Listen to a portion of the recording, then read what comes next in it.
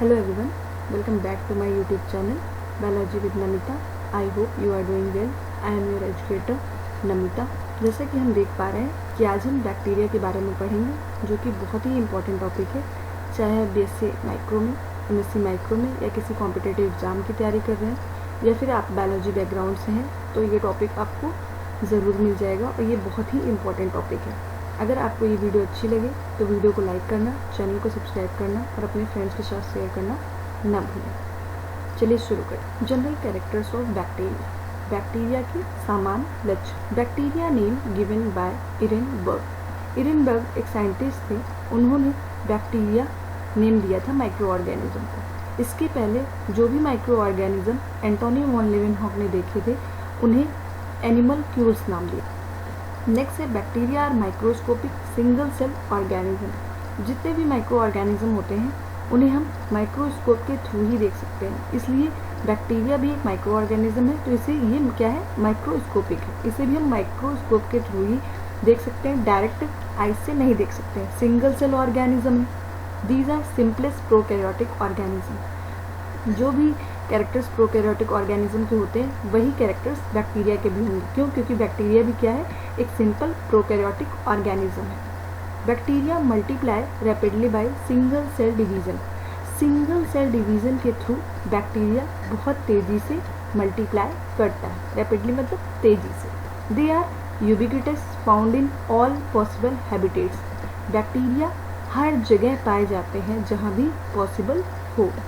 Bacteria represent a large and diverse group of microorganism. Bacteria microorganism के एक different और बड़े group को रिप्रेजेंट करता है। That can exist as a single cell और अ सेल क्लस्टर, जो कि सिंगल सेल के फॉर्म में भी रह सकता है और सेल क्लस्टर मतलब सेल ग्रुप में भी ये सर्वाइव कर सकते हैं। Some bacteria are harmful but mostly useful. ज़्यादातर बैक्टीरिया क्या होते हैं, यूज़फुल होते हैं, लेकिन कुछ क्या होते हैं, हार्मफुल होते हैं। हार्मफुल किस तरह, जो कि डिजीज़ कॉज करेंगे, और यूज़फुल किस तरह, हमारे एंटीबायोटिक के फॉर्म में भी यूज़ होते हैं, एंटीबायोटिक के लिए भी यूज़ किए जाते हैं, हमारे इंडस्ट्रियल लेवल पे भी यूज़ होते हैं, और हमारे माइक्रोबायोटा में भी प्रेजेंट होते हैं। मतलब हमारे शरीर पे भी माइक्रो ऑर्गेनिज्म बैक्टीरिया प्रेजेंट होते हैं।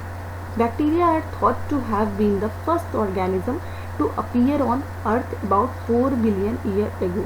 ऐसा माना जाता है कि 4 बिलियन ईयर पहले पृथ्वी पर जो भी पहला ऑर्गेनिज्म देखा गया था वो क्या था, बैक्टीरिया ही था। अगर हम कह सकें कि 1 ग्राम सॉइल की बात करें तो 1 ग्राम सॉइल में कितने 40 मिलियन बैक्टीरियल सेल प्रेजेंट होते हैं। इतने माइन्यूट होते हैं, इतने स्मॉल होते हैं। 1 gram of soil typically contains about 40 million bacterial cell.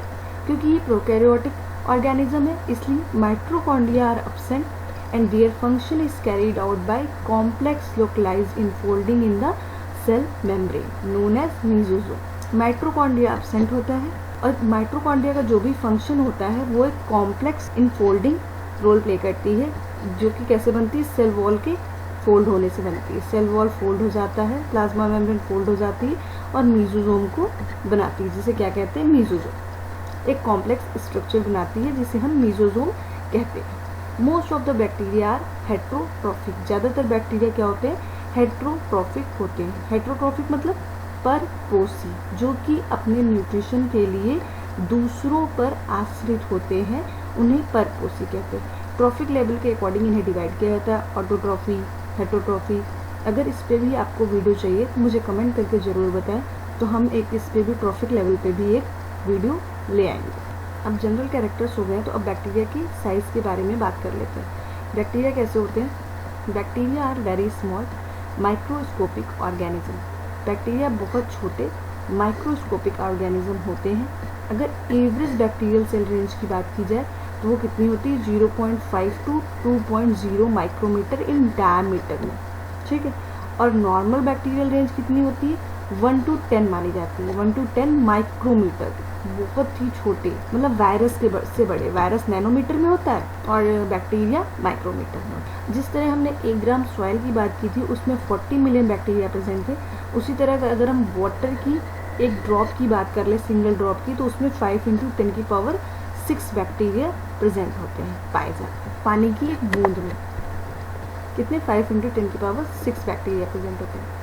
अगर एक्सेप्शन की बात करें, इससे एक क्वेश्चन आपको मिल जाता है कॉम्पिटेटिव एग्जाम में या फिर MSc एंट्रेंस के एग्जाम में कि सबसे स्मॉलेस्ट बैक्टीरिया कौन सा है, तो डायलिस्टर निमोसिंटस। इसको लिखने का भी तरीका होता है कि इसको हम इटैलिक फॉर्म में लिखते हैं और बोल्ड लिखते हैं, और इसका फर्स्ट लेटर जीनस जो होता है वो D कैपिटल होता है और स्पीसीज जो होती है वो स्मॉल होती है। तो स्मॉलेस्ट बैक्टीरिया कौन सा होता है, डायलिस्टर निमोसिंटस। अगर प्लूरल फॉर्म है तो फिर बैक्टीरिया बोलते हैं, अगर सिंगल की बात करें तो उसे बैक्टीरियम बोलते हैं। तो इसका साइज क्या है, 0.15 to 0.3 micrometre in length. Largest bacterium कौन सा है, थायोफाइसा वोल्यूटेंस, 18 माइक्रोमीटर इन लेंथ। तो ये दोनों साइज आप देखिए, इस साइज में नहीं फिट बैठ रहे हैं ना, 0.15 to 0.3 है, और जहाँ पे एवरेज कितना लिया गया 0.5 to 2, तो इसलिए ये एक्सेप्शन केस में आ जाते हैं, लार्जेस्ट और स्मॉलेस्ट बैक्टीरियम। ठीक है, इसी तरह लार्जेस्ट को भी देख लीजिए, ये 18 माइक्रोमीटर लेंथ में, और जबकि हमने बैक्टीरिया रेंज कितनी बताई है, 1 माइक्रोमीटर to 10 माइक्रोमीटर। अब स्ट्रक्चर की बात कर लेते हैं कि बैक्टीरियल सेल का स्ट्रक्चर कैसा होता है या वो किन कंपोनेंट से मिलकर बना है। हमने अभी क्या देख लिया, जनरल कैरेक्टर्स और साइज क्लियर कर लिया बैक्टीरिया का।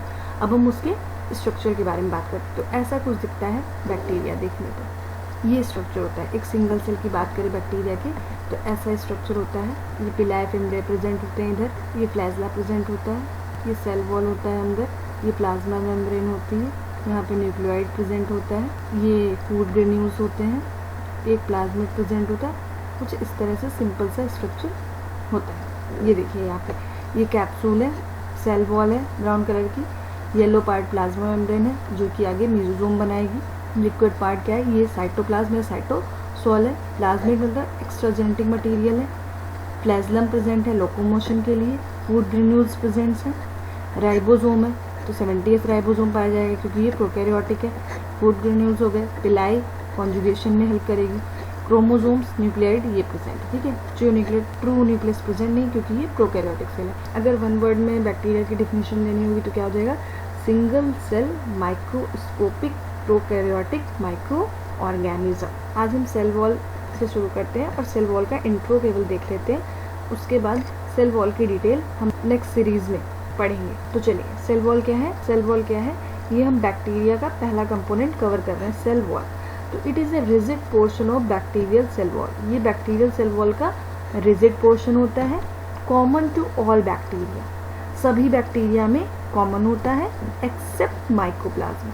तो यहाँ से भी एक आपका क्वेश्चन बन गया कॉम्पिटिटिव एग्जाम के लिए कि ऐसा कौन सा बैक्टीरिया है जिसमें सेल वॉल नहीं पाई जाती है। तो आप लोग कमेंट करके मुझे आंसर लिखिएगा। Cell wall situated between capsule and cytoplasmic membrane. Cell wall कहाँ प्रेजेंट होती है, ये हो गई आपकी सेल वॉल, ठीक है। ये कैप्सूल और प्लाज्मा मेम्ब्रेन या सेल मेम्ब्रेन के बीच में प्रेजेंट होती है। It is a multi layer, ये भी क्या होती है, मल्टी लेयर फॉर्म में प्रेजेंट होती है क्या, सेल वॉल।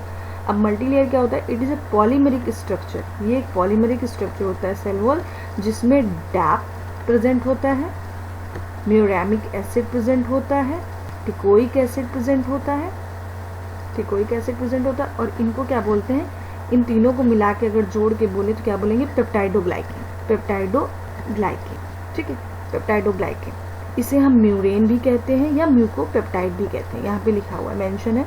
ये एक पॉलीमरिक स्ट्रक्चर होता है जिसमें diaminopimelic acid, muramic acid, teichoic acid जुड़ के एक साथ पेप्टाइडोग्लाइकेन बनाते हैं, जिसे हम म्यूरेन या म्यूकोपेप्टाइड भी कहते हैं। ये पॉलीमरिक स्ट्रक्चर में किससे मिलके बना होता है, पेप्टाइडोग्लाइकेन से और आउटर मेम्ब्रेन और सरफेस फाइबर से।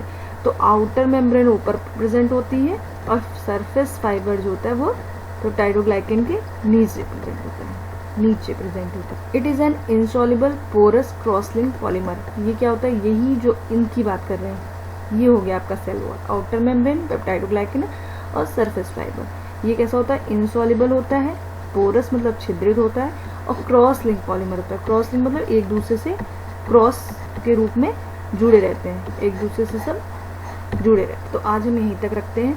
अगर हम रिवीजन बॉक्स में ले लें कि आज हमने क्या क्या पढ़ा, तो आज हमने बैक्टीरिया के जनरल कैरेक्टर्स पढ़े, साइज पढ़ा और कंपोनेंट्स देखे। कंपोनेंट्स में हमने सेल वॉल का इंट्रो देख लिया। तो अगर हम बात करें कि आप हमें कमेंट बॉक्स में लिख के बताइएगा कि अगर वन वर्ड में बैक्टीरिया को बोलना हो कि व्हाट इज़ बैक्टीरिया, तो आप क्या बोलेंगे, उसका साइज़ मेंशन कीजिए और मुझे बताइए कंपोनेंट्स में जो सेल वॉल है उसको वन वर्ड में बताइए। आप 3 लाइन में मुझे कमेंट लिख के बताइएगा। अगर आपको ये वीडियो अच्छी लगे तो वीडियो को लाइक करना, चैनल को सब्सक्राइब करना और अपने फ्रेंड्स के साथ शेयर करना ना भूलें। Thank you.